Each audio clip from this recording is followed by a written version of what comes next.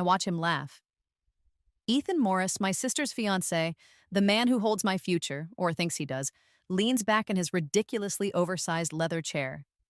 The cruel smile I remember so vividly curves his lips. It's the same smile from 7 years ago, the one that broke me. He tosses my business plan, pages scattering across the polished mahogany of his desk. Just like last time. Aria, he says, the condescending tone dripping like poison. Fashion tech? Seriously, it's dead in the water. No investor worth their salt would touch this. My fingers tighten on the fabric of my designer skirt. It's a good skirt, expensive. Something I couldn't have afforded in my first life, not at this stage. The trembling isn't fear, not anymore. It's anticipation, a low thrum beneath my skin. I keep my face carefully blank, practiced neutrality honed over 3 years of waiting for this exact moment. The afternoon sun glints off his watch, a ridiculously flashy gold thing. He thinks it screams success. To me, it screams temporary. I know for a fact that in 3 years, after his venture capital firm implodes under the weight of his arrogance and bad bets, I'll buy that watch at a bankruptcy auction for pennies on the dollar. Just for the irony. His cologne fills the stuffy boardroom. Sandalwood and something else. Entitlement? Arrogance? It makes my stomach turn. The scent forever linked to humiliation. I force my shoulders to slump, my eyes to drop. Play the part, Arya. Look small, look defeated. I understand, I whisper. The words taste like ash, but they're necessary. Inside, I tick off the first box on a mental checklist. Step 1. Confirm Ethan is still an irredeemable predator. Check. Some men, it seems, don't learn. Even when the universe literally rewinds itself to give them a chance to not be awful. He didn't take it. Fine by me. 7 years ago feels like both yesterday and a lifetime away. I was 28 then. Arya Chen, bright-eyed fashion school graduate, clutching a portfolio filled with designs for tech-integrated clothing. Smart fabrics, embedded sensors, seamless charging. Ideas that were genuinely ahead of their time. I poured every cent of my savings, took out loans I couldn't afford, believing this was it. My big break. My sister, Rachel, had arranged the meeting. Ethan's the best, Ari, she'd gushed. He knows everyone in tech venture capital. If anyone can make your dream happen, it's him. Ethan Morris, her fiancé, rising star. He seemed charming, interested even, during that first pitch meeting in this very office. He asked sharp questions, took copious notes. I left feeling hopeful, energized. The crash came swiftly, brutally. At a family dinner a week later, one meant to celebrate Rachel's engagement, Ethan stood up, champagne flute in hand. He toasted to innovation, to the future of tech. Then, with a smug glance in my direction, he announced his firm's latest investment. A company called NovaWear, launching a line of tech-integrated apparel. Designs that looked familiar, painfully familiar. My designs. He hadn't just rejected me, he'd stolen my concept and funded a competitor. The humiliation burned hot and sharp, especially when I saw the look on Rachel's face. Not surprise, not outrage on my behalf, just calculation. Later, I found the emails. My ambitious sister, desperate to secure her place beside Ethan and his burgeoning wealth, had been feeding him my sketches, my technical specs, everything for weeks. She chose the ring on her finger over her own blood. Bankruptcy followed like a shadow. Losing my apartment, the studio I'd poured my soul into. The shame was a physical weight. Creditors calling, friends whispering, my mother's disappointed sighs, always comparing me unfavorably to Rachel's practical marketing career. James, my best friend since college, the one I'd always counted on, took a job at Ethan's firm soon after. He stopped returning my calls. The isolation was crushing. The night it all ended. Or began again. It was raining, hard. Slick roads, blurry streetlights. I was driving home from the final, heartbreaking task of cleaning out my empty studio. Just boxes of broken dreams left. Headlights flared in my rearview mirror, blindingly bright. The screech of brakes, metal crunching, then nothing. Blackness, until I woke up. gasping, heart pounding, in my old dorm room bed. Sunlight streaming through the window. My phone calendar read September 14th. 7 years earlier. I was 21 again. Disoriented, terrified, but then clarity. It wasn't a dream, it was real. All the knowledge, the pain, the betrayal, it was all intact. I had a second chance. 7 years to rebuild, to plan, to make sure this time things ended differently. This time I had foresight. And this time, I wouldn't be the one left broken on the side of the road. These past 3 years since waking up back in my dorm room have been a masterclass in strategic patience. On the surface, I'm just Arya Chen, diligent student, maybe a little unfocused. I switched my major, took business and coding classes alongside design courses I already knew I'd ace. I built a network, but carefully, strategically. Not the friends who abandoned me, but new connections. People overlooked in my first life. People with skills and integrity. People Ethan wouldn't notice. The old web is still there, lurking. Rachel, already climbing the corporate ladder at the marketing firm she'll eventually steal a promotion from me at, again, engaged to Ethan, naturally. Their relationship is the linchpin of my past failure and potentially my future success. Mom, bless her predictable heart, still subtly pushing me towards safer options, praising Rachel's choices, blind to the ambition curdling into something ugly in her favored daughter. And James. I see him around campus sometimes. We're friendly but distant. He hasn't betrayed me yet in this timeline, but I know it's coming. The offer from Ethan's firm will land in his inbox in precisely 8 months.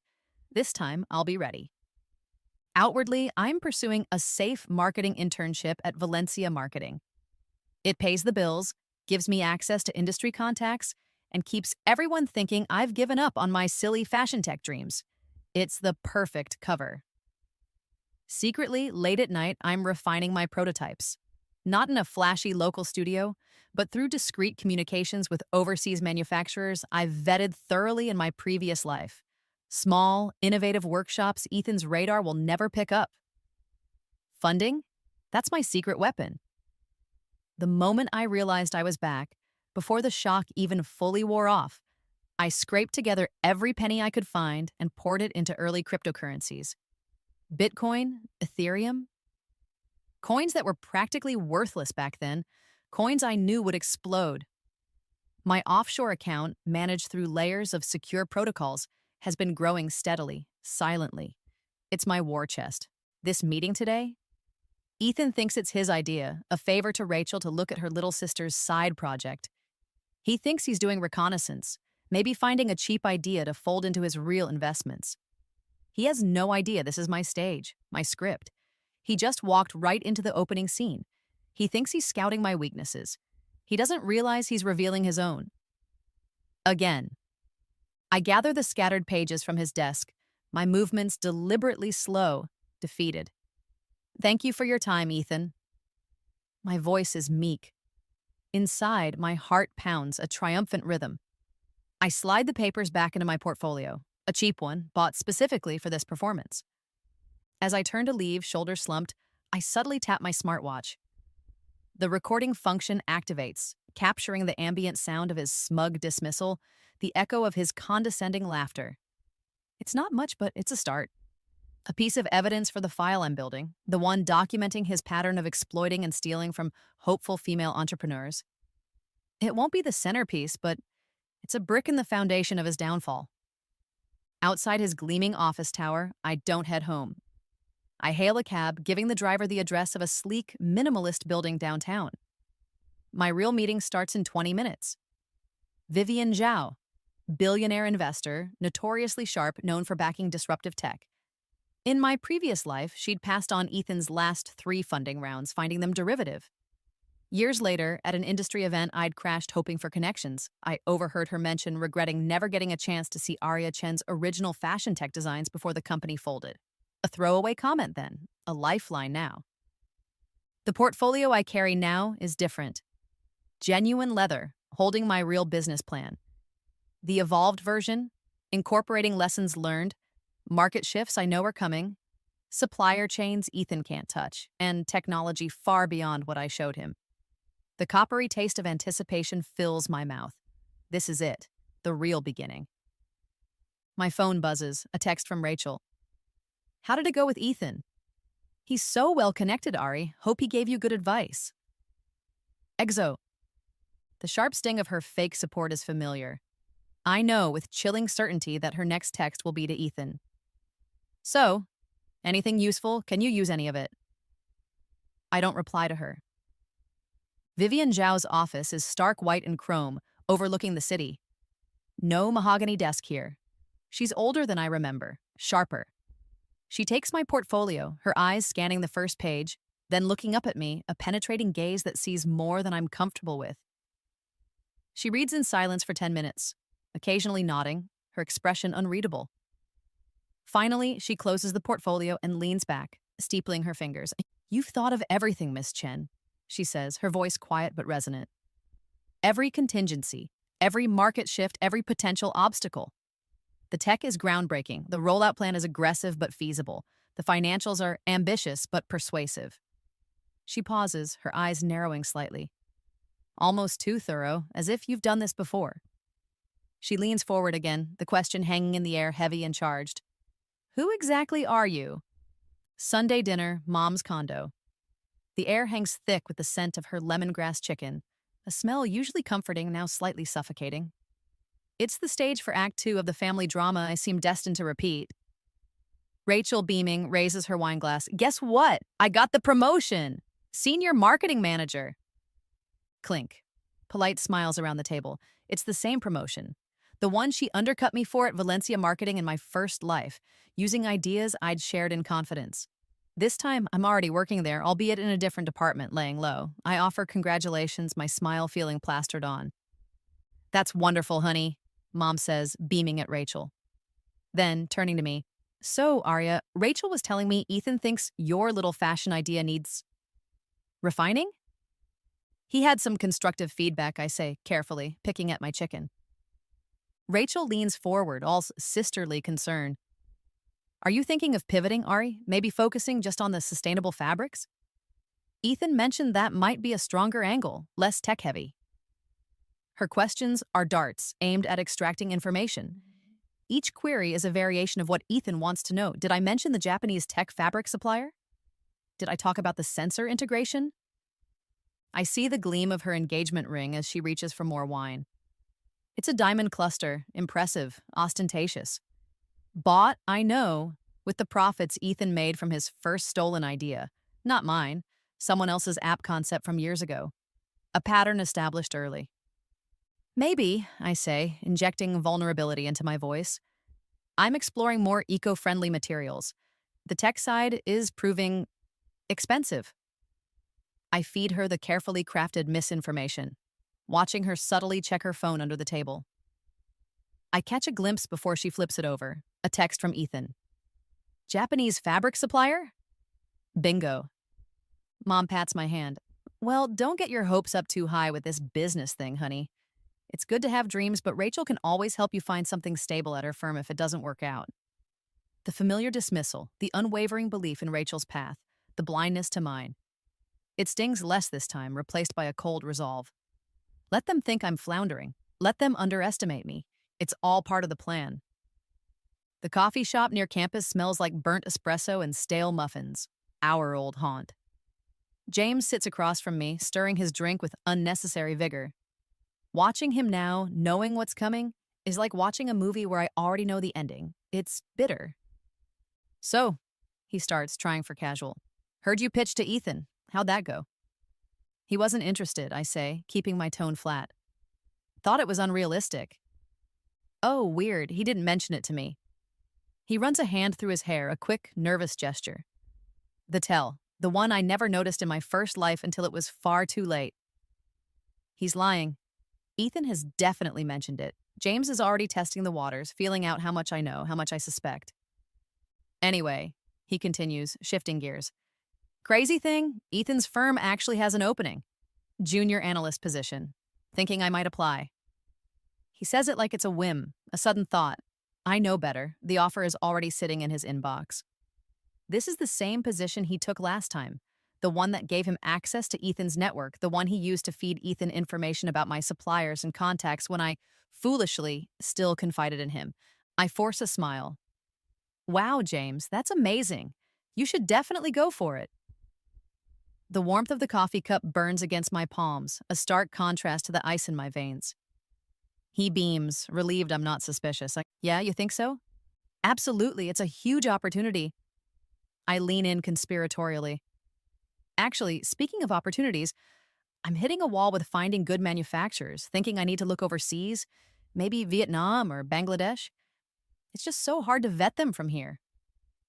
I plant the seed, the false trail. My real manufacturers secured through Vivian Zhao's network are domestic, state-of-the-art facilities Ethan wouldn't even know how to find. James nods sympathetically, absorbing the information like a sponge. Ready to wring it out later for Ethan. Yeah, overseas can be tricky. His phone rings, shattering the moment. He glances at the screen. Ethan's name flashes brightly. James startles, quickly hitting decline. Sorry, probably just spam. He shoves the phone back in his pocket, but his hand is still shaking slightly. No problem, I say smoothly, gathering my things. As I stand up, I lean in for a quick, friendly hug goodbye, the kind we always used to share. My fingers deftly brush against his jacket pocket, slipping the tiny, nearly invisible listening device inside. It activates silently. Good luck with the job application, James, I say, stepping back. Thanks, Ari. Let's do this again soon. Definitely. I walk away, pulling out my own phone, activating the receiver app for the bug. As I reach the door, I hear James's voice, muffled but clear through the earpiece. Hey, Ethan? Yeah, sorry I missed your call. Yeah, just finished with Aria. She bought it completely. Mentioned looking for manufacturers in Vietnam. The confirmation is a cold, satisfying click in my mind. Another pawn moving exactly as predicted. Mom's real estate office smells faintly of desperation and artificial pine air freshener. Stale coffee burns in a pot on the counter. She beams when I walk in, pulling me over to meet her colleague, Brenda. Brenda, this is my daughter, Aria, the creative one, she announces, a little too loudly. Brenda's son, Kevin, is also in marketing. Maybe he can give you some realistic advice, honey. Kevin, a pasty young man hovering nearby, offers a weak handshake. I murmur polite greetings, feeling the familiar weight of Mom's subtle undermining, showcasing Rachel's sensible career path to her colleagues while framing mine as a flighty dream. I needed some old tax documents from my childhood bedroom at her condo. While rummaging through the closet, I noticed my old business notebook, the one filled with early, less refined ideas from before the rebirth. Isn't where I left it. I check the desk drawer, empty. Then I catch it. The faint, distinctive scent of Mom's lavender perfume lingering inside the drawer. She's been snooping. Later, as I'm about to leave, Mom asks me to check a text message on her phone. My eyes aren't what they used to be, darling. As I scroll, pretending to look for the message she mentioned, I accidentally swipe past a recent exchange with Rachel. Rachel, did Aria mention meeting anyone new? Investors? Mom, she met someone named Vivian Zhao last week. Said it went well. Rachel, Vivian Zhao? Really? Sending to E. My blood runs cold, then hot. Mom isn't just snooping. She's actively feeding information to Rachel, who's feeding it straight to Ethan. The betrayal cuts deeper than I expected. A dull ache behind my ribs. That night, an idea sparks. Time to set a trap. At our next brief phone call, I casually mention a breakthrough. Things are looking up, Mom. I had a fantastic meeting with a potential investor, Mr. Alistair Finch. He's very interested, based in Switzerland. Alistair Finch doesn't exist. The next day, Mom calls, her voice laced with false innocence. Darling, such a coincidence. Rachel mentioned that Ethan knows that Swiss investor you were talking about, Mr. Finch. Small world, isn't it? Ethan thinks it might be beneficial for you all to have dinner, chat strategy. Should I set it up? The trap springs shut with a satisfying snap. That's thoughtful, Mom, I manage, keeping my voice steady. But I think I need to keep things under wraps for now. Very preliminary stages. Oh, all right, dear, she says, disappointment evident even through the phone. If you change your mind, I'll let you know. I hang up, the echo of her manipulation ringing in my ears. She didn't even question how Rachel knew. She's not just undermining me, she's actively participating in their attempts to control and potentially steal from me. Another relationship fractured beyond repair, Valencia marketing, my day job. It's bland, corporate, everything I pretended to want. But it's strategic. Access to industry reports, contacts, and a perfect alibi for my long hours. Working late on the Peterson account. My director, Marcus Bennett, is polished, ambitious, and, crucially, Ethan's former college roommate and golfing buddy. My carefully planned factory visit, the first inspection of my real production line, is next week. I submitted my vacation request weeks ago. Today, Marcus calls me into his office. The city skyline gleams impressively behind him. "Aria," he says, leaning back in his chair, steepling his fingers. "About that vacation request for next week, I'm afraid I have to deny it.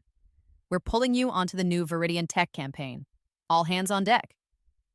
Viridian Tech, one of Ethan's portfolio companies. The timing isn't suspicious, it's blatant. "Oh," I say, feigning disappointment. "Okay, I understand."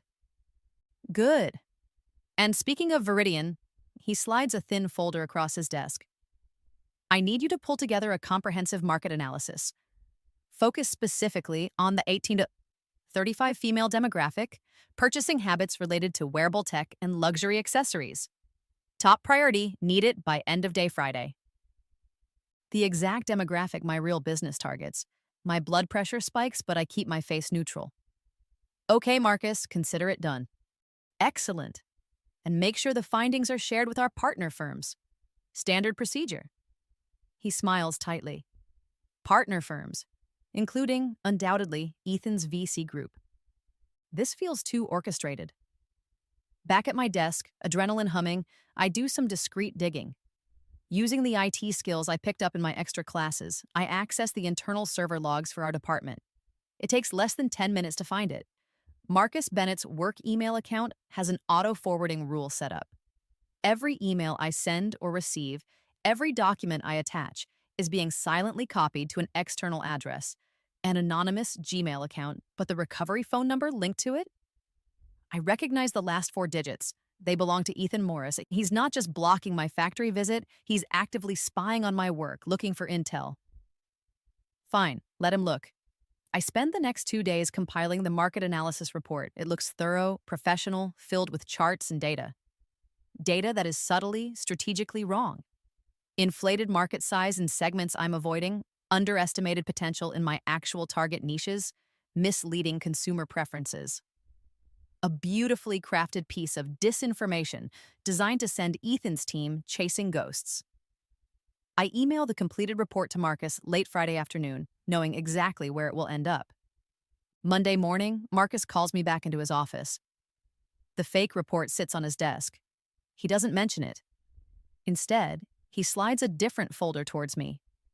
This one contains printouts of database access logs. My name and login time are highlighted. After hours access, competitor database searches. "Aria," Marcus says, his voice smooth but his eyes hard. "Would you care to explain why you've been accessing our competitor analysis database outside of work hours? Specifically querying data related to emerging fashion tech companies?" He leans back, the picture of managerial concern. The trap isn't mine this time, it's his. Or rather, it's Ethan's. I walk out of Marcus's office, my heart pounding, but not with fear, with exhilaration. The game is truly on now, back in my apartment. Minimalist, clean, a stark contrast to the cluttered, desperate space I inhabited in my first life. I bypass the living area and head straight for the secure closet in my bedroom. Behind a false panel, I unlock a hidden safe. Inside, nestled amongst bearer bonds and hard drives containing crypto keys, is a slim dossier labeled simply Contingency A. I retrieve it, the weight of it reassuring in my hand. This is the first volley, plans within plans.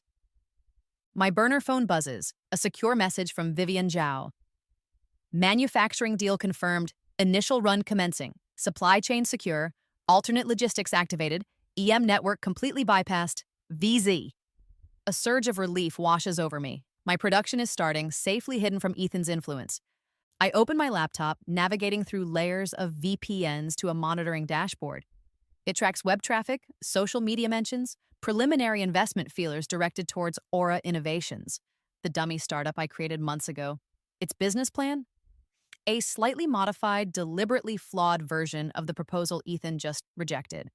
And there it is. Server logs show multiple inquiries originating from IP addresses linked to Ethan's firm and known associates over the past 72 hours. They're taking the bait, investing time and resources into analyzing, strategizing against, and likely preparing to undercut a company that exists only on paper. Perfect. I type out another secure message, encrypted and routed through multiple servers to a contact known only as Phoenix's. Phase 1 initiated. EM engaged with decoy. Proceed as discussed. A. Phoenix. Someone Ethan wronged long before he ever met me. Someone with their own reasons for wanting to see him fall and with resources I desperately needed. An alliance forged in the shared ashes of Ethan's past betrayals. My primary phone rings. Caller ID displays Rachel's name and picture. I let it ring once, twice, then answer, preparing my most convincingly flustered voice. Hello? But the voice on the other end isn't my sister's. It's cold, sharp, and instantly recognizable. Ethan. Arya, we need to talk about your little project, he says, skipping any pleasantries. I think there's been a misunderstanding. The restaurant is ridiculously expensive, all hushed tones and gleaming silverware. Ethan picked it, of course. A power play meant to intimidate. He sips his scotch, swirling the amber liquid, and offers backhanded compliments about my tenacity. Look, Arya, he says, leaning forward, his voice dropping conspiratorially. I admire your passion. Really, I do. But this fashion tech concept, it needs work. A lot of work. He pauses for effect.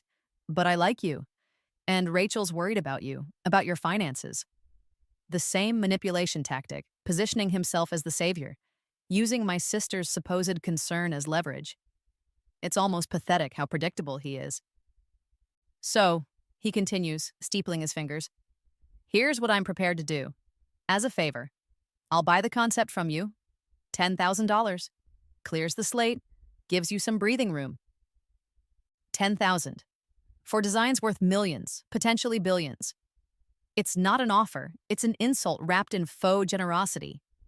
He's banking on me being desperate, just like last time. It's the best you'll get, Arya. No one else will touch it, believe me. He takes another sip of scotch. I've already had a quiet word with Hiroshi Tanaka at Kyoto Fabrics. My blood runs cold.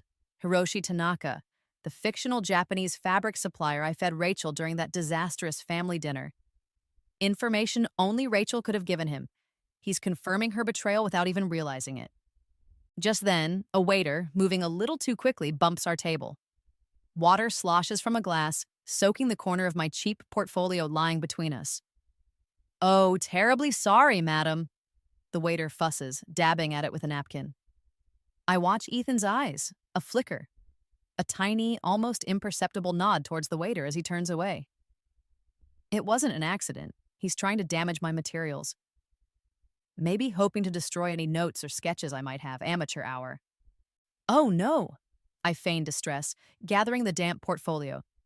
Excuse me, I need to clean this up. I hurry towards the restroom, clutching the portfolio. Inside the stall, I don't bother with the water damage. Instead, I reach into the portfolio's inner pocket and activate the micro recorder I'd slipped inside before the meeting. Then, I activate a second, smaller one clipped discreetly to my blouse. Redundancy is key. I take a deep breath, compose my features into a mask of flustered disappointment, and walk back to the table. As I approach, I hear Ethan's low voice on his phone. Yeah, she's practically crying, definitely desperate. Low ball offer on the table. She'll fold. We'll have the tech specs finalized by the end of the week. Send the usual NDA. He hangs up as I sit down, offering a sympathetic smile that doesn't reach his eyes. Everything okay? Yes, fine, I murmur, avoiding his gaze. The recording devices are capturing everything. Every lie, every admission. More bricks for the foundation. Signing the preliminary agreement feels like swallowing glass. My hand trembles as I scrawl my signature, a deliberate touch, playing up the distressed damsel role. Ethan beams, clapping me on the shoulder. Smart move, Arya. You won't regret this. Oh, I know I won't, but he certainly will. The aftermath plays out like a scene from my past life, rerun with agonizing predictability. Wine at Rachel's sleek, impersonal apartment. She pours me a large glass, her expression a careful blend of pity and relief. Well, at least you got something out of it, Ari, she says, swirling her Chardonnay. It's a tough market. Not every idea is meant to be a winner, you know? Maybe this will let you focus on finding a stable job. Her fake consolation is almost more insulting than Ethan's offer. She thinks she's won, secured her future by selling mine. Then there's James. Awkward, guilt-ridden James, catching me after a class I'm deliberately failing. Hey, Arya, heard about the deal with Ethan. Rough break. He shoves his hands in his pockets. Listen, now that I'm starting at the firm, maybe I can put in a good word for you? Get you an entry-level marketing position or something? Help you get back on your feet. The sheer patronizing arrogance of it takes my breath away. He thinks I need his help? The turncoat offering crumbs from the table of the man who bought his loyalty. I mumble a non-committal thanks and walk away. I start posting on social media. Pictures of university prospectuses, inquiries about graduate programs and marketing fields I have absolutely no intention of pursuing. Captions about new directions and exploring practical options. It's all carefully curated to project an image of defeat, of moving on. Mom calls, her voice thick with relief. Oh, sweetheart. I'm so glad you're finally being sensible. Rachel told me Ethan was very generous helping you out like that. He might even be willing to help with your tuition if you decide to go back to school. Isn't that wonderful? Wonderful. The weight of their collective satisfaction settles over me, heavy and familiar. They all believe I've given up, accepted my place as the less successful, less ambitious Chen's sister. Let them. Their certainty is my shield.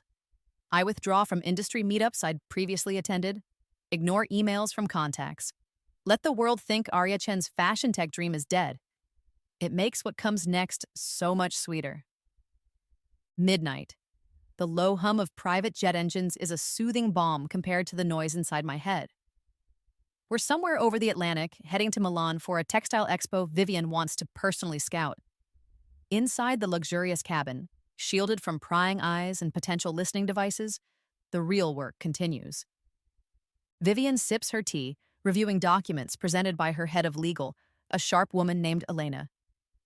The shell corporations Ethan uses are sloppy, Elena says, tapping a complex flowchart. Easy enough to trace the IP transfers, we've found evidence of at least 4 other concepts besides yours, Miss Chen, that were absorbed after similarly lowball offers following initial pitches. Years of work. My previous life's bankruptcy gave me one unexpected gift: time. Time spent obsessively digging into Ethan's history, tracking down whispers of other entrepreneurs he'd burned. Now, with Vivian's resources, those whispers are becoming documented proof. While Elena details the legal strategy, another member of Vivian's team confirms logistics. The primary manufacturing facility is online, under the Solara Innovations name, he reports. Component sourcing is diversified across 3 domestic suppliers Ethan Morris has no known connection to. Initial prototypes are exceeding performance benchmarks. Solara Innovations, my real company, registered through a holding company Vivian controls, utterly untraceable back to me. I lean back, allowing myself a small smile. Everything is moving. I think about James, picturing him diligently reporting my fictitious search for overseas manufacturers to Ethan. Let Ethan waste resources investigating dead ends in Vietnam, while my actual products are being assembled flawlessly in California. The trademark applications, filed months ago under another anonymous holding company, are crucial. They secure the specific names, logos, and most importantly, the key technological processes that define my real designs, the ones Ethan has never seen. He thinks he bought a concept. He has no idea I've already legally protected the execution. I send a quick encrypted text to Lena Rodriguez. Lena was a rising star fashion editor in my first life, until Ethan fed her false information for a story, ruining her credibility when it blew up. She lost her job, her reputation. Finding her in this timeline, offering her a chance to break the story of a revolutionary real fashion tech line, that was satisfying. She's now editor-in-chief at Flair Tech, an influential online publication. She's hungry for a scoop and eager for payback. My collection will be her exclusive feature. Just as Vivian proposes a toast to new beginnings, my burner phone vibrates. A notification from my market monitoring software. Alert, Morris Capital portfolio company Novaware announces upcoming launch of Evolve fashion tech line. Features include integrated charging, biometric feedback. The description matches almost perfectly the flawed decoy designs I sold to Ethan. The ones based on the deliberately misleading market data I fed Marcus. He took the bait. Hook, line, and sinker, exactly as I predicted. The first cycle of the loop is nearing completion. The industry showcase event is packed. Tech journalists, investors, influencers, all buzzing with anticipation.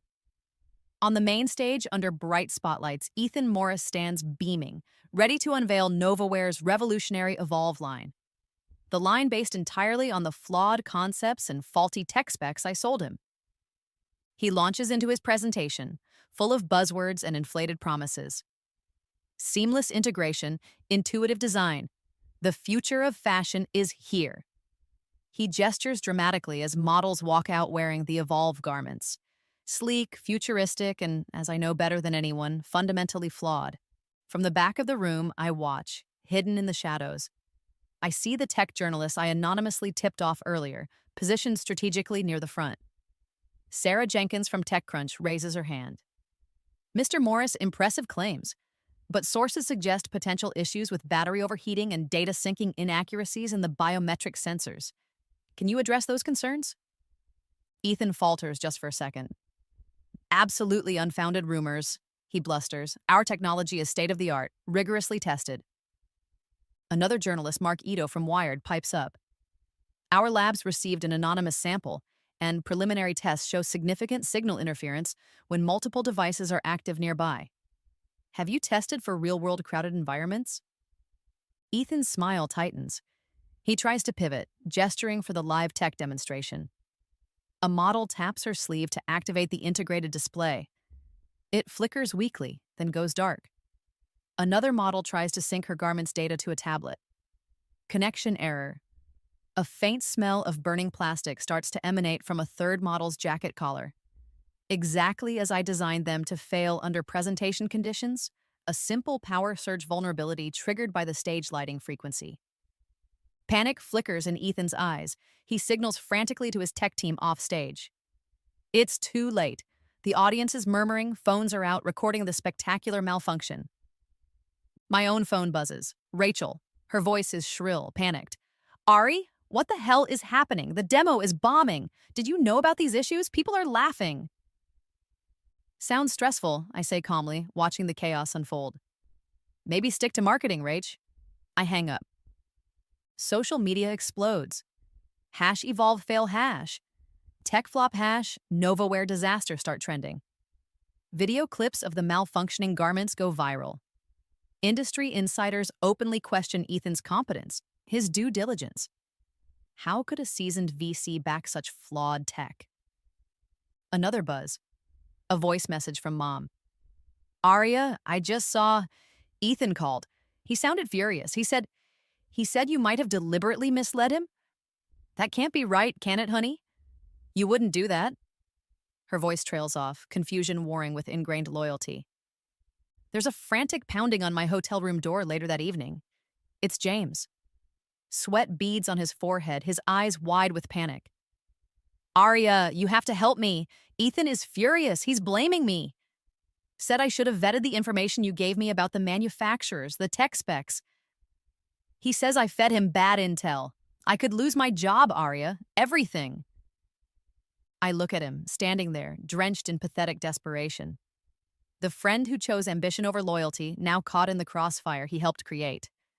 I feel nothing. No pity, no satisfaction, just emptiness. Interesting, I say, my voice flat. I start to close the door. That sounds like a personal problem, James. I shut the door firmly on his sputtering protests. Inside my room, I pull up my financial app. NovaWare isn't public, but its parent company, funded by Morris Capital, is. The stock ticker is flashing red, trending downwards, steeply. My burner phone lights up. A call from a blocked number. I let it ring, watching the stock price plummet. The first domino has fallen. Rachel doesn't knock. She uses the spare key Mom insisted I give her. For emergencies, darling. And barges into my apartment. The scent of her expensive floral perfume, usually overwhelming, now smells like panic. She paces my minimalist living room, her heels clicking angrily on the polished concrete floor. Aria, you have to do something! Her voice is tight, tears welling in her eyes. Real or fake, it's impossible to tell anymore. Ethan is facing massive investor backlash over this Evolve disaster. They're threatening to pull funding. He thinks you somehow sabotaged him. She whirls around, eyes flashing. Did you? I raise an eyebrow, keeping my expression neutral. Why would I do that, Rachel? He bought my concept fair and square. Her accusation falters, replaced by desperate pleading. Look, okay, maybe the tech wasn't perfect, but this is destroying him and me, our future. She takes a deep breath, shifting tactics. The caring sister emerges. Listen, I have an idea. I can talk to him, convince him to bring you on as a consultant. Just temporarily. To fix the technical glitches. You understand the core concepts better than anyone. It would be a gesture of goodwill. Show everyone there are no hard feelings. She names a ridiculously low consulting fee and makes it clear, no ownership, no credit, just fix his mess. I stare at her, recognizing the pattern, create a crisis, then offer a poisoned solution that benefits them. I don't know, Rachel. Please, Arya, for me, if his company goes under. Before I can refuse outright, the ambush is sprung. A family dinner invitation from Mom later that week. I arrive at her condo, bracing myself, and there he is, Ethan, sitting on Mom's sofa like he owns the place, nursing a whiskey. Mom fusses in the kitchen, leaving us alone for a moment. He doesn't waste time. I know you set me up, Arya, he whispers, his voice low and menacing. The charm is gone, replaced by cold fury. The flawed tech, the leaks to the press. It all leads back to you. He stands up, crowding me. You're going to fix this. You're going to consult for NovaWare, fix the Evolve line, and you're going to make this problem go away. Or I swear I will make sure you never work in fashion, tech, or any industry in this city ever again. Mom bustles back in, oblivious. Dinner is tense. Mom and Rachel tag team me with guilt trips and appeals to family loyalty. We have to support each other, Arya. Think of Rachel's future. Ethan's been so good to our family. After Mom clears the plates, Ethan slides a document across the table. A consulting agreement. Binding me to fix the Evolve line, granting NovaWare full ownership of any solutions I provide, and including an ironclad non-disclosure agreement about the project and Ethan's business practices. Rachel places her hand over mine, her eyes wide and pleading. Family helps family, Arya. You have to do this for me, please. I look from Ethan's threatening glare to Rachel's desperate face, to Mom's anxious hovering. The pressure is immense, suffocating, just like they planned. With a sigh that feels ripped from my soul, I pick up the pen. Working at NovaWare's sterile office park headquarters is a unique form of torture. Fluorescent lights buzz overhead, casting a sickly pallor on everything. I'm installed in a small, windowless office, ostensibly as a special projects consultant. In reality, I'm Ethan's scapegoat-in-waiting and reluctant savior. I endure daily meetings where Ethan's underlings, the same ones who probably mocked my initial pitch behind my back, patronizingly explain my intentionally flawed designs to me. See, Arya, the integration point here is key. I nod meekly, pretending to struggle with concepts I invented. I spend hours staring at code I know is faulty, suggesting minor tweaks that offer superficial improvements, but don't address the core, deliberately designed flaws.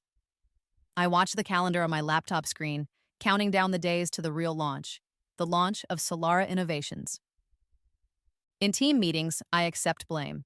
Yes, I see the logic error now. My apologies. You're right, that capacitor is underrated. An oversight on my part during the initial concept phase. I nod humbly as Ethan takes credit for his insights, often just rephrased versions of the dead-end solutions I feed him. Lunch with Rachel is excruciating. She bubbles with relief, oblivious or willfully ignorant of the charade. I'm so glad you're finally being a team player, Ari. This is really mature of you, see? Working with Ethan isn't so bad. James tries for awkward reconciliation in the break room. Hey, good to see you contributing. Listen, if you want any advice on navigating the corporate structure here, he offers career tips like I'm the one needing guidance. I accept his unsolicited advice with feigned gratitude. Mom calls periodically, full of encouragement. Make the best of this opportunity, sweetheart. Ethan has such wonderful connections. This could really open doors for you. Show people you're serious. The whispers follow me down the hallways. Employees who witnessed the Evolve launch disaster murmur behind their hands. Why is Arya Chen helping the man who publicly failed with her tech? Why is she accepting this treatment? They don't know. They can't know. The meticulous plan is unfolding exactly on schedule, hidden behind my mask of defeated acceptance. Every patronizing comment, every stolen insight, every moment of feigned incompetence is fuel for the fire to come. While NovaWare burns daylight fixing phantom problems, my real work happens under the cover of darkness. Across town, in a discreet, high-security workshop leased under the Solara Innovations name, the whir of advanced sewing machines and the beep of diagnostic equipment fill the air. My real-tech integrated garments are coming off the line, flawless, functional, revolutionary. I have late-night video conferences with Vivian's production team in Asia and Europe, finalizing the global launch strategy for Solara. We're not just fixing bugs, we're launching a superior product under a legitimate brand name backed by patents and trademarks Ethan knows nothing about. We signed the exclusive partnership deal, not with some second-tier retailer, but with Elysian, the luxury department store chain that publicly rejected Ethan's damaged NovaWare pitch after the Evolve launch failure. They love Solara's functioning tech and elegant designs. Our products will be in their flagship stores worldwide in 8 weeks. Back at the NovaWare prison, I continue my charade. I feed Ethan's increasingly desperate team slightly improved, but still fundamentally flawed, solutions. Enough progress to keep them believing they're getting somewhere, buying me precious time while Solara ramps up production. I discover a minor coding fix that improves battery life by 5%, while ignoring the underlying overheating issue I designed. I suggest a different shielding material that slightly reduces signal interference in lab settings but will still fail in crowded real-world environments. Simultaneously, I orchestrate a careful leak to key industry bloggers and journalists. Whispers of an anonymous, brilliant new designer emerging from stealth mode, someone who has apparently solved the very fashion tech problems that plagued NovaWare's Evolve line. Buzz begins to build around this mysterious Solara innovations. Vivian arranges for independent laboratory testing.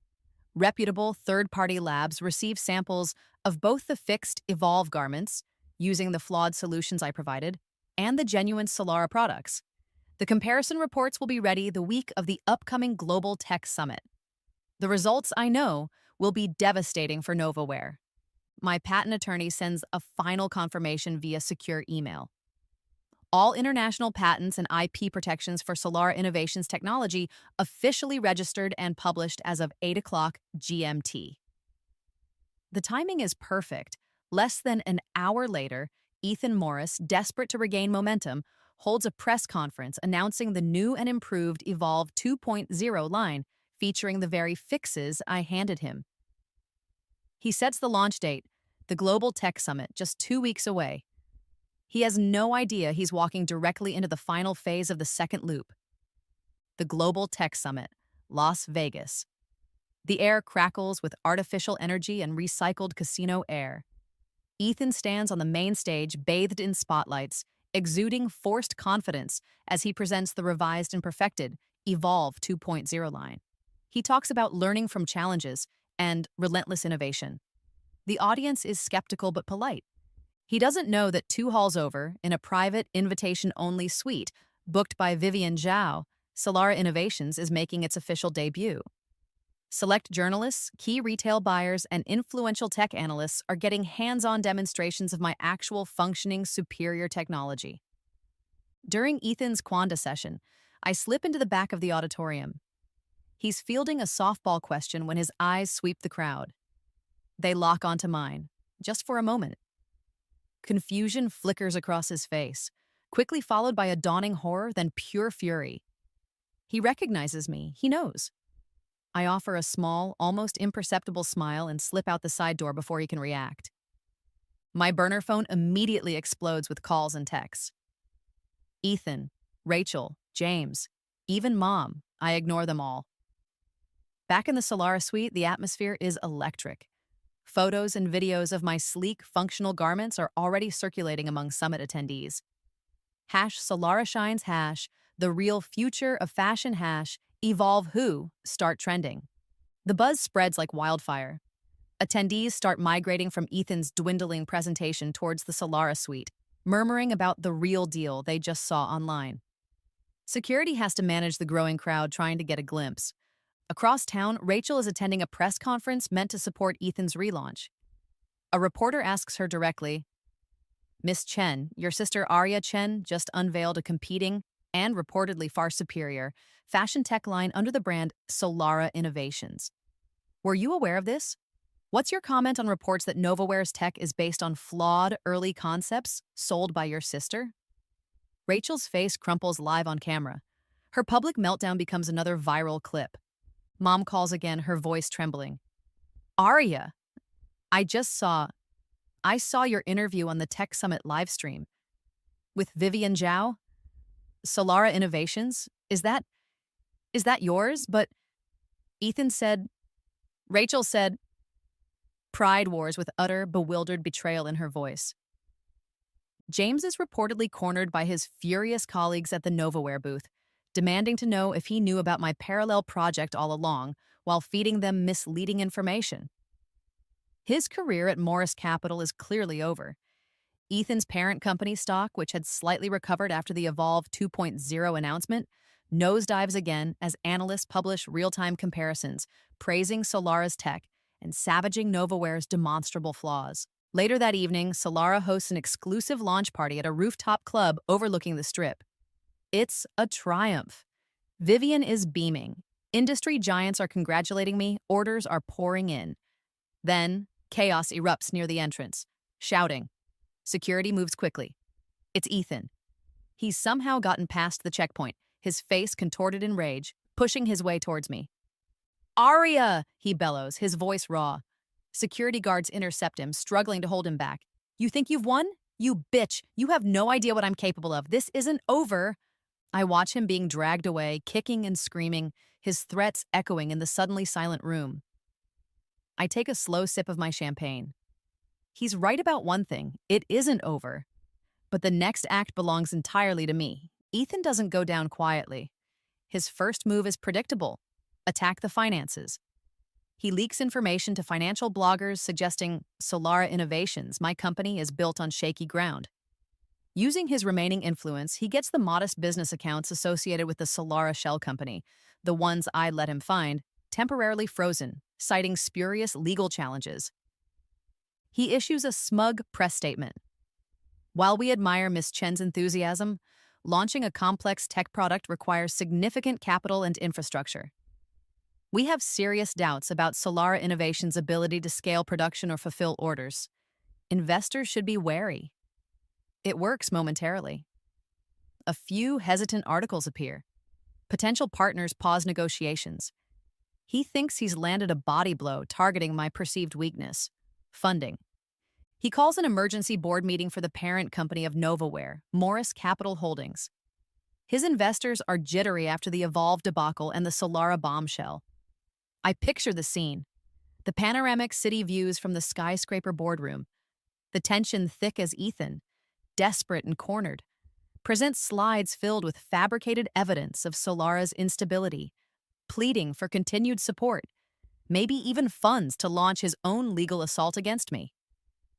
Then, the boardroom doors open, and I walk in. Not Arya Chen, the struggling designer he crushed. not Arya Chen, the consultant he tried to exploit. I'm dressed in quiet, bespoke power, flanked by Elena, Vivian Zhao's formidable head of legal. I nod politely to several board members who, to Ethan's utter astonishment, greet me warmly by name. Mr. Henderson, Miss Petrov, Mr. Lee Investors. I, or rather Vivian, acting on my behalf through carefully constructed intermediaries, have been cultivating for months. Ethan stares, mouth agape, as I take a seat at the table directly across from him. The room falls silent. Mr. Morris seems concerned about Solara Innovation's financial stability. I begin, my voice calm and clear, resonating in the tense room. Allow me to alleviate those concerns. Elena places a thick binder in front of each board member. What you have there, I continue, is documentation outlining the controlling interests in Solara Innovations. As you can see, it's fully capitalized and backed by significant private assets. Ethan scoffs. Private assets? Whose? Yours? Don't make me laugh. Not mine directly, I concede, meeting his furious gaze. But let's talk about Morris Capital Holdings' stability, shall we? More documents are distributed. Offshore account statements, encrypted transaction logs, ownership certificates for shell corporations layered 6 deep. These outline strategic investments made over the past 3 years, culminating in a controlling interest of approximately 30% in Morris Capital Holdings. The silence is deafening. Board members rapidly flip through the pages, their eyes widening. Ethan's face drains of all color, turning a pasty, sickly gray. He understands. You, he whispers, horrified. You're an investor here? A significant silent investor, I correct gently. I've been watching your performance quite closely from the inside, Ethan, and frankly, I'm disappointed. My burner phone buzzes. A text from Rachel, clearly alerted by someone in the room. Ethan is saying you committed fraud. What have you done, Arya? This will ruin us. I ignore it. The board members are no longer looking at Ethan with concern. They're looking at him with cold calculation. Their allegiances shift visibly, like iron filings aligning to a new magnet. They realize the young woman he tried to destroy now holds a significant chunk of his own company. I let the reality sink in for a moment. Then, I reach into my briefcase and retrieve one final item. A sheaf of papers, slightly dog-eared, bound in a cheap plastic cover. I slide it across the polished table until it stops directly in front of Ethan. It's my original business plan. The one he laughed at in this very building, in this timeline, just months ago. The one he tossed across his desk. His dismissive, contemptuous notes are still visible in the margins.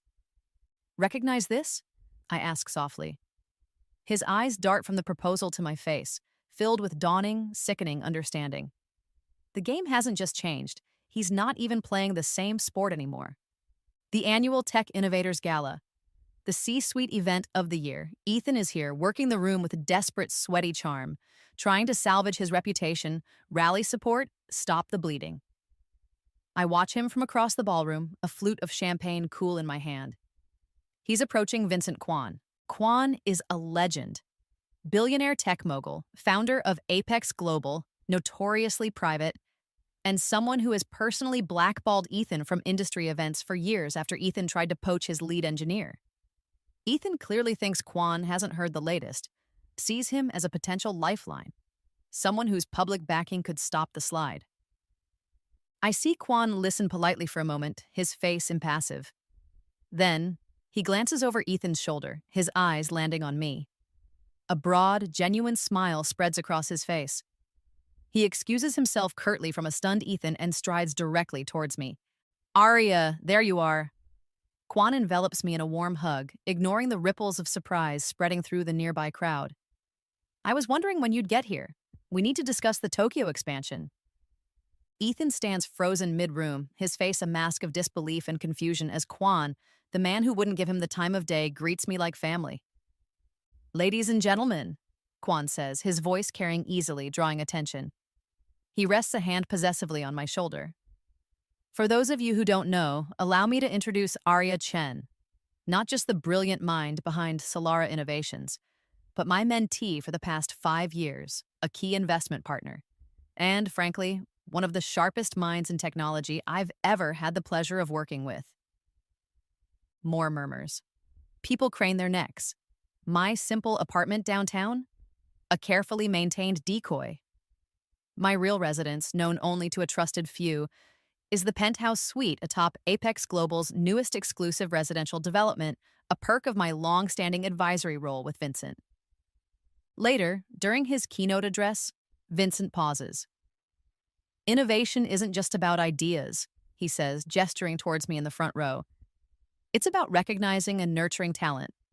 Talent like Arya Chen. An image flashes onto the giant screen behind him. It's me, 5 years younger, accepting a prestigious International Innovation Award at a research symposium in Berlin. Under a pseudonym. The award was for foundational work in biosynthetic textiles. Research Ethan himself has unknowingly quoted, unattributed in his own past presentations, never connecting the obscure researcher Dr. A. Leon to the young designer he dismissed. Many of you know Arya for Solara, Vincent continues, but her contributions run much deeper. Which is why I'm thrilled to announce tonight that Arya will be succeeding me as the head of Apex Global's Innovation Division, effective next quarter. A collective gasp fills the ballroom. Whispers erupt. Successor to Vincent Kwan, head of Apex Innovation? The scale of it is staggering. Rachel, standing near the back with a shell-shocked expression, finally understands. Her struggling little sister hasn't just become successful, she's been operating at an elite level, completely undetected for years. Influential figures, CEOs, investors, analysts, begin gravitating towards me, offering congratulations, eager to connect. Ethan stands alone, isolated, watching his world collapse in real time. Vincent leans towards the microphone again, a mischievous glint in his eye. And folks, he adds casually, keep an eye out for tomorrow's market open. Apex has an announcement that's going to reshape the industry landscape. Across the room, I see Ethan frantically, desperately checking his phone for stock alerts, his face ashen. The final pieces are moving into place. My real office. Not the bland cubicle at Valencia or the temporary setup at Novaware. This is the top floor of the Solara Innovations headquarters, a building I now own. Floor-to-ceiling windows showcase the glittering city skyline, currently being battered by a fierce thunderstorm. Rain lashes against the glass. Ethan stands before my desk. He looks diminished. Not just because of the circumstances, but physically smaller, his expensive suit rumpled. He forced his way up here, past security, demanding a meeting. Rachel and James wait anxiously in the reception area, summoned by Ethan as reluctant backup, or perhaps potential witnesses. All right, Arya, Ethan says, his voice tight with barely suppressed rage. Enough games. You've made your point. Now, let's talk terms. He throws a plain envelope onto my desk. I have information, things that could damage Solara's reputation. Nothing major, but enough to cause trouble. Supply chain discrepancies, early R&D missteps. Standard stuff, but messy if it gets out. He leans forward, trying to regain control. Here's the deal. A generous severance package for me. Ironclad NDAs from both sides.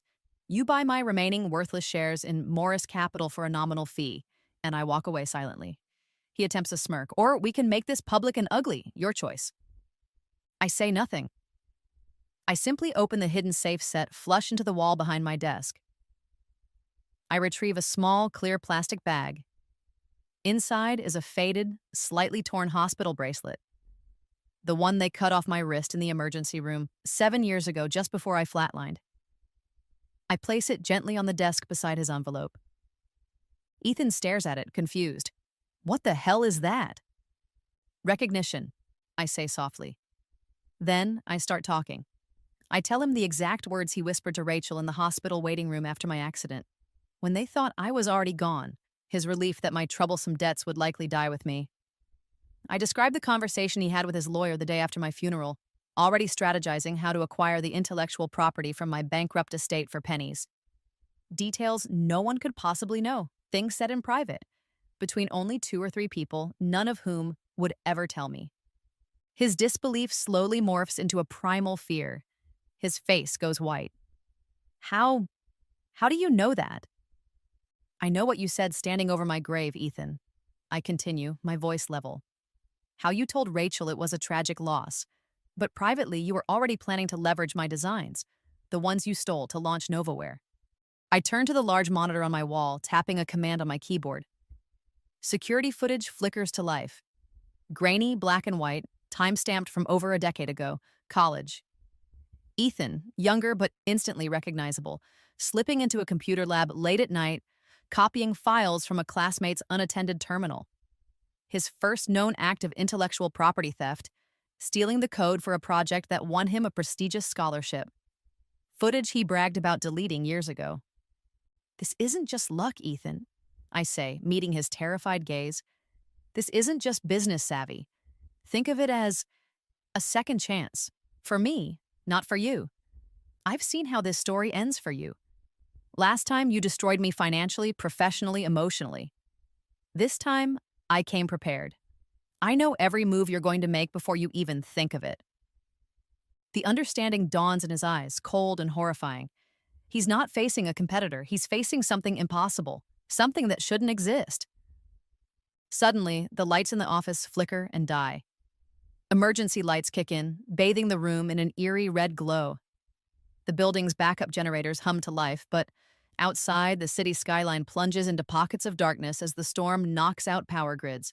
The thunder cracks directly overhead. Ethan jumps, startled. Did I mention?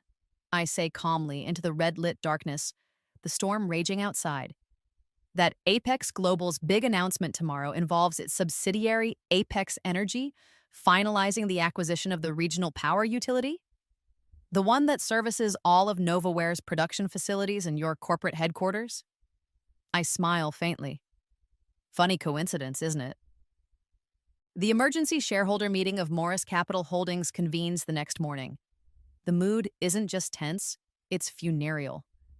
Market reports flicker on the screens, showing the stock in absolute freefall following Apex Energy's overnight announcement and the simultaneous release of the independent lab reports comparing Solara and Evolve 2.0 technology.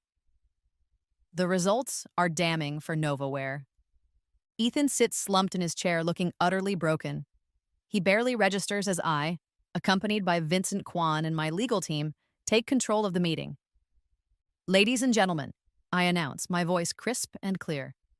We are here today to address the catastrophic failures under Mr. Morris's leadership. Failures that go far beyond incompetence. I present the evidence, not just my own story, but documented proof of Ethan's systematic theft of intellectual property spanning his entire career. Dossiers, testimonies, financial records. Then the witnesses start coming in, one by one. A software developer whose app idea Ethan stole in grad school. A biotech researcher whose patented process Ethan tried to claim as his own. A designer whose portfolio vanished after a pitch meeting. A dozen former victims. People I tracked down using the knowledge from my first life and the resources of my second, each with meticulously documented proof of Ethan's predation, all waiting years for this moment. Their stories are heartbreaking, infuriating, and irrefutable. The boardroom is silent, stunned. Then Rachel breaks.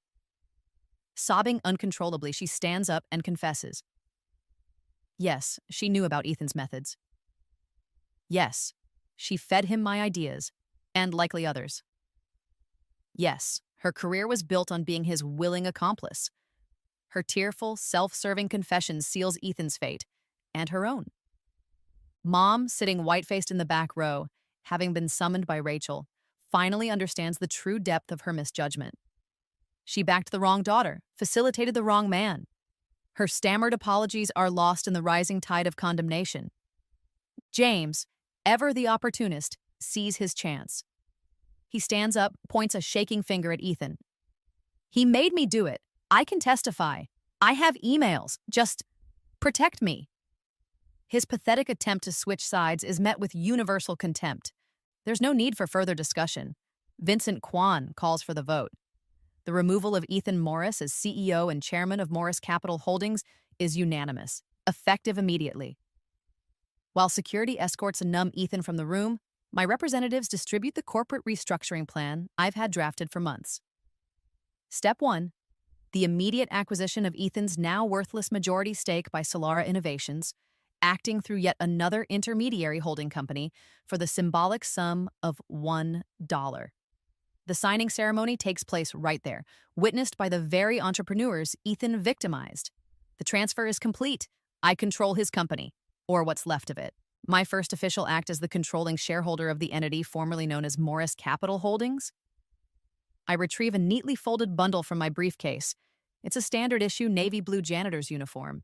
I slide it across the table to where Ethan was sitting. His name, Ethan, is already embroidered neatly above the pocket. Ethan always wanted to be an integral part of this company's future, I announced to the room, my voice devoid of emotion. Consider this his opportunity to contribute at the ground level. My eyes meet the empty space where he sat. Welcome aboard. She's waiting outside my new executive office, Ethan's old office, redecorated to my minimalist taste, looking smaller than I've ever seen her. Rachel.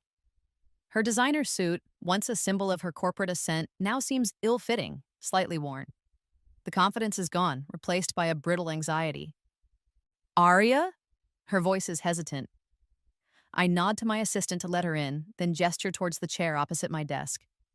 The vast expanse of polished wood feels like a battlefield between us.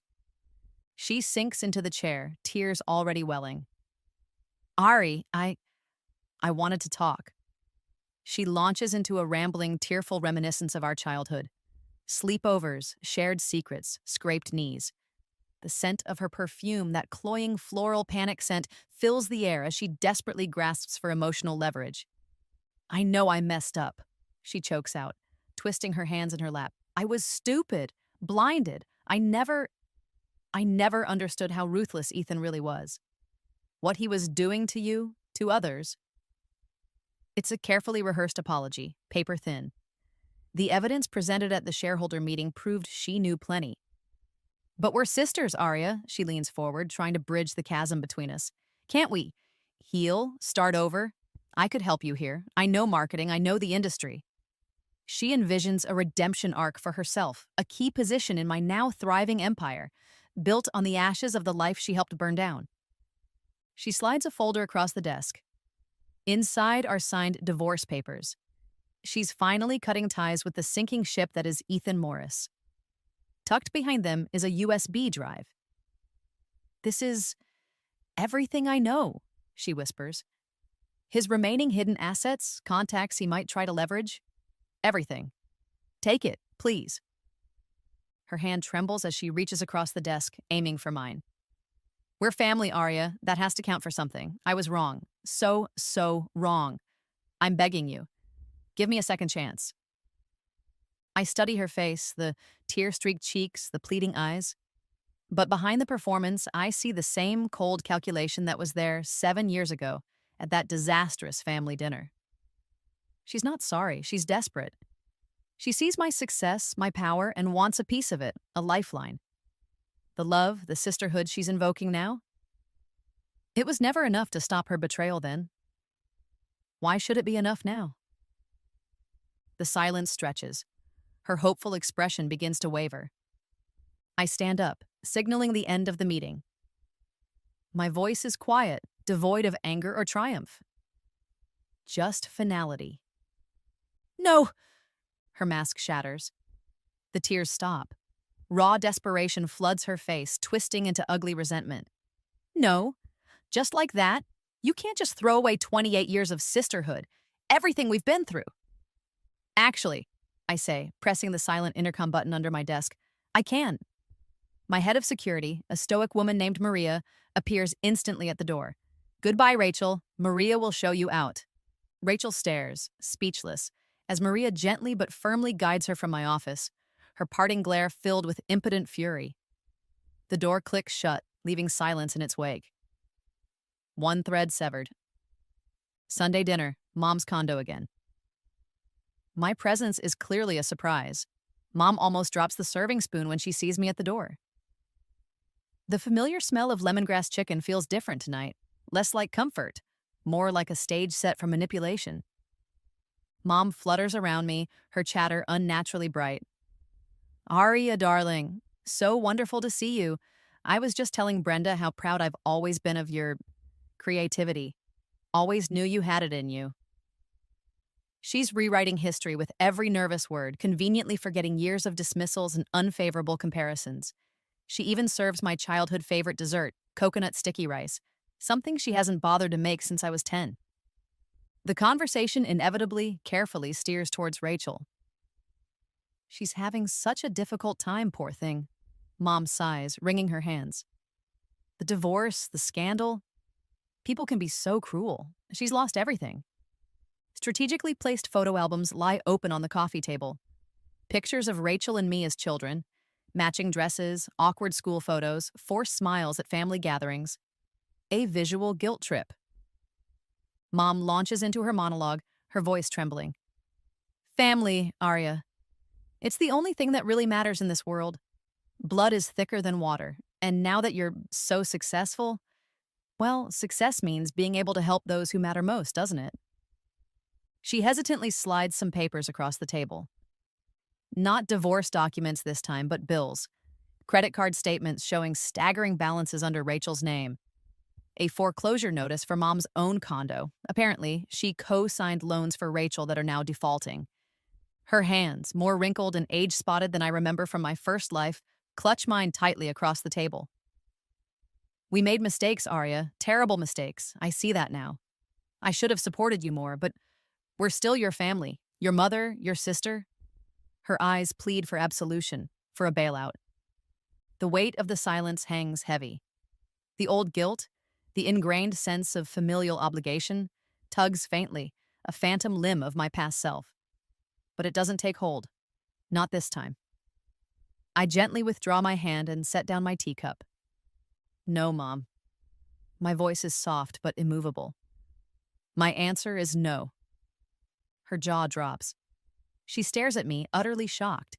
In 2 lifetimes, I've never outright refused her anything. But what are we supposed to do? Where will we go? I stand up, gathering my coat. The scent of lemongrass feels cloying now. I don't know, Mom. I pause at the door, meeting her bewildered gaze.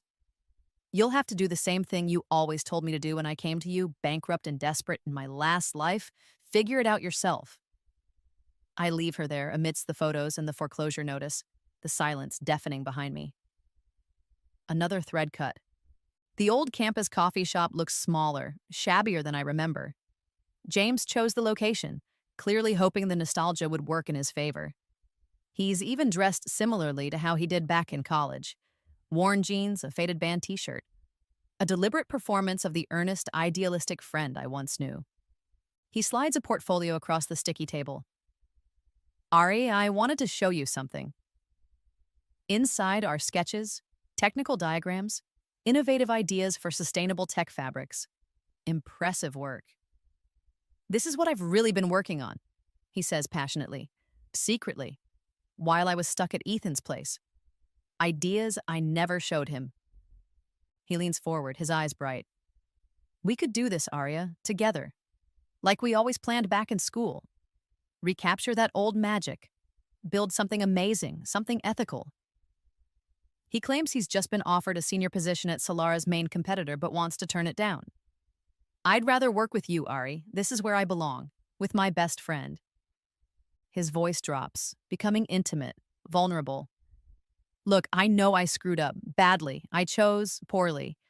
I was ambitious, stupid, starstruck by Ethan's success. I betrayed your trust, and I'll regret that for the rest of my life. He pauses, searching my face. But nobody understands your vision like I do. Nobody believes in you like I do. For a fleeting moment, a ghost of the old James flickers. The smart, funny, loyal friend I shared dreams with late into the night in the dorm common room. Did I misjudge? Is this remorse genuine? Could we? He must see the momentary hesitation in my eyes because he presses his advantage, reaching for my hand across the table. We were best friends for a reason, Arya. Deep down, you know we made a great team. We still can. His eyes are eager, certain he's convinced me. The cafe noise seems to fade. His hand hovers over mine. The path of forgiveness, of reconciliation, flickers briefly. But then I remember the lies, the betrayals, the choices he made, not just once, but repeatedly. The damage done. Some things, once broken, can't be pieced back together, not in the same way. I pull my hand back gently, my voice is quiet but firm. No, James. His hopeful expression collapses instantly. The mask drops. The familiar sneer, the one I saw when he defended Ethan's actions in my first life, returns. No. After everything, you'll regret this, Arya. You've always needed me more than you realize. You get lost in the details. I see the big picture. I stand up, leaving my half-finished coffee. Maybe, I say, meeting his resentful glare. But I tried living life needing you in another lifetime, James. Turns out I do just fine on my own. I walk out, leaving him sitting alone amidst the ghosts of our shared past. The final thread severed. Late night. The city sprawls below my office window, a tapestry of lights that now represents my territory. I'm reviewing quarterly projections when a familiar squeak echoes from the hallway. A cleaning cart. He pushes it deliberately past my open office door. Ethan, dressed in the navy blue janitor's uniform. Ethan embroidered above the pocket. His movements are stiff, resentful. The chemical tang of industrial cleaner clings to him, a stark contrast to the sandalwood and arrogance I remember. He stops, then turns, entering my office without invitation. Working late, boss? His voice is quiet, stripped of its usual booming confidence, but still laced with a thread of insolent arrogance. He glances pointedly at the small, blinking red light of the security camera in the corner. We both know this conversation is being recorded. Just finishing up, I reply, not looking up from my screen.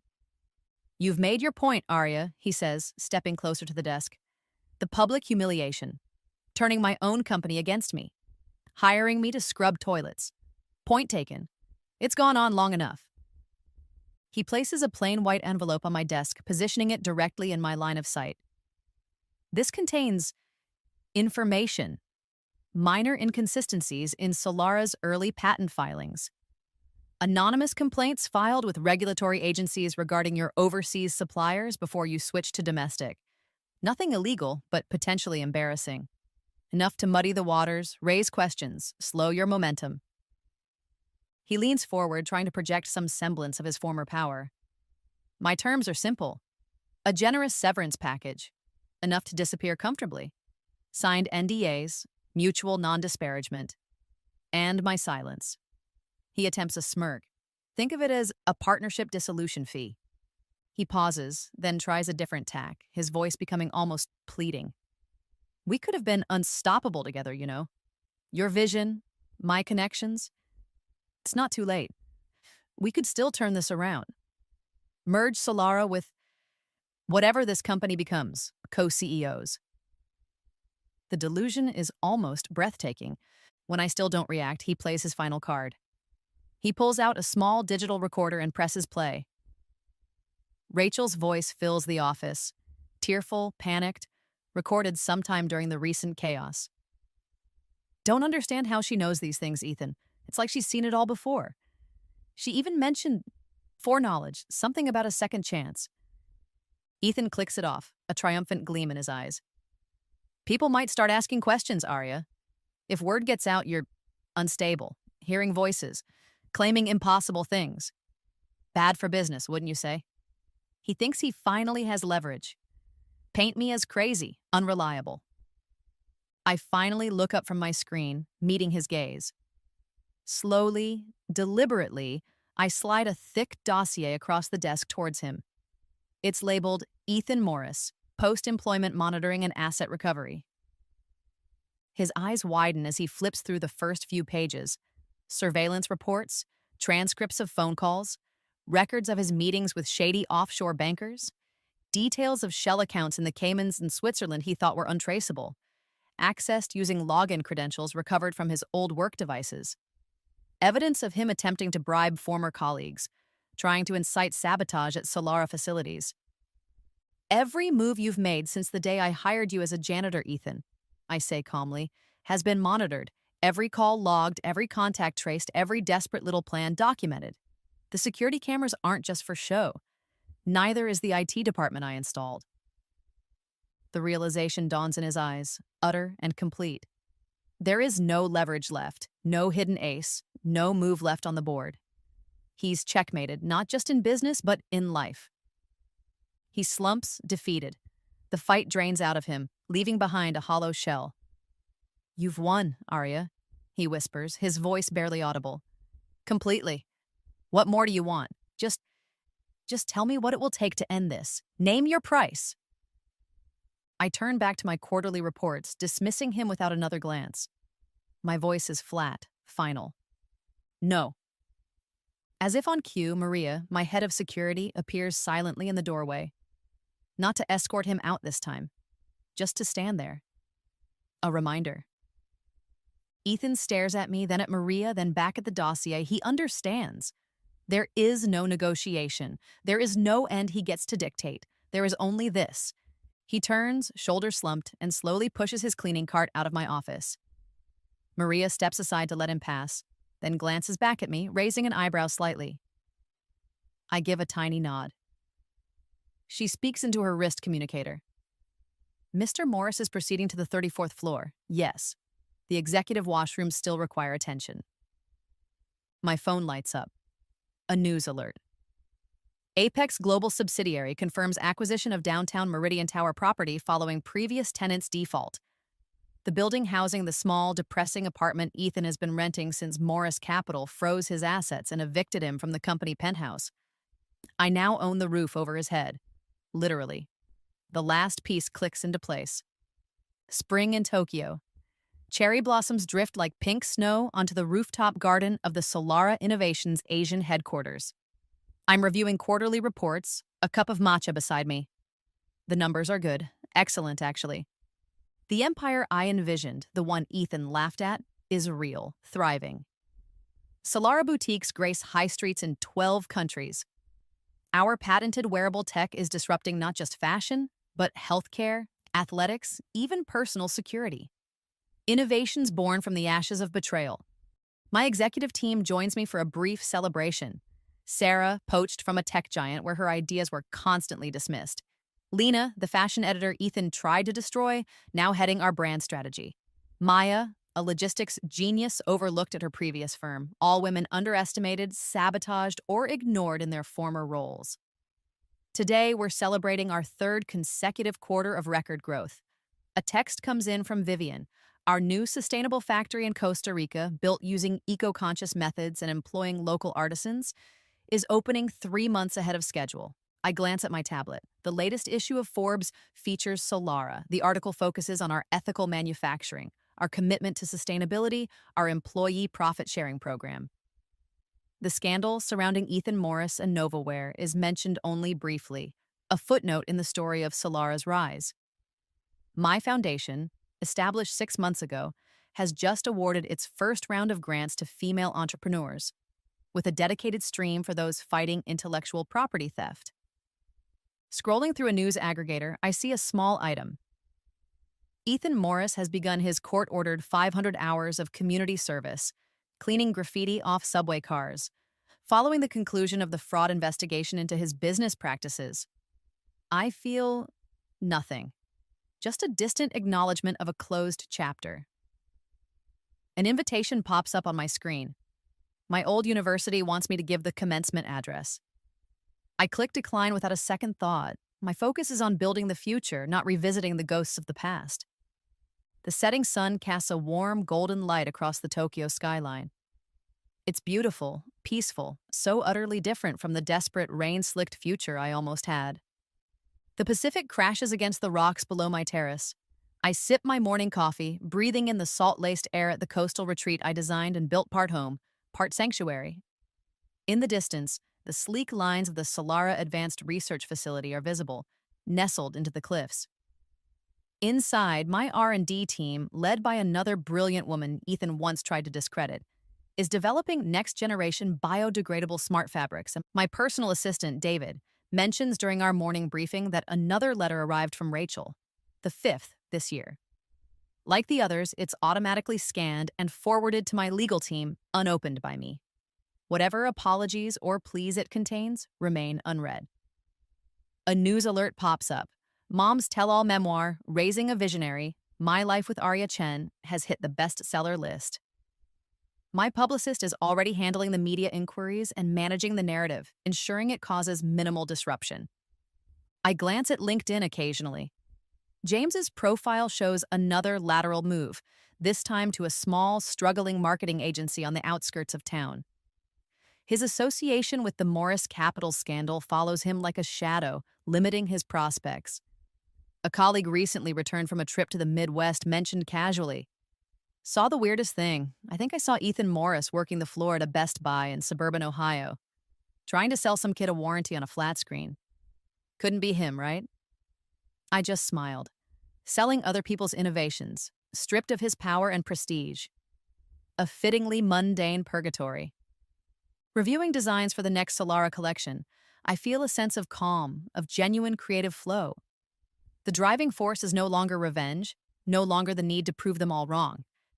It's simply the joy of creation, the challenge of innovation. Each evening, I still write in my journal. Not just the events of this life, but reflections, integrating the memories, the lessons learned from before.